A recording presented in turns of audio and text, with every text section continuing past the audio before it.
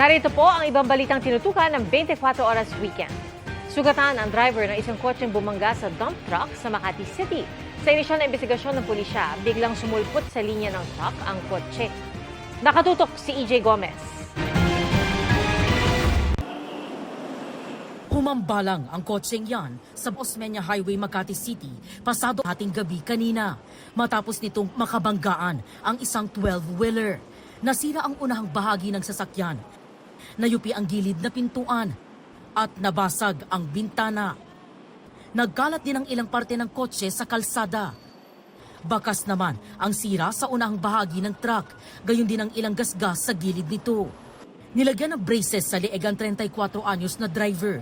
Pinagtulungan siyang ilabas mula sa driver's seat. Conscious naman yung ating driver, ma'am, pero nagkaroon lang po siya ng konting injury sa left arm niya, then dito sa neck. Ayon sa pulisya, kasama ng driver ang kanyang minor de edad na pamangkin na di naman nasaktan. Bigla na lang daw pong sumingit yung kotse without knowing siguro na approaching din yung truck. Kaya po siguro, ma'am, nagkaroon ng banggaan at napaharap po sa bandang dito ang kotse. Hindi po nalaman kung saan siya nanggaling eh. Na parang paikot ata siya or kwan. Pero nasa right of way po kami, sa linya lang kami. Inabot po siya sa tagliran. Mismo pong pagkalabog po niya, nakakita ko na po siya sa pinakagilid. Naka-counterflow na po.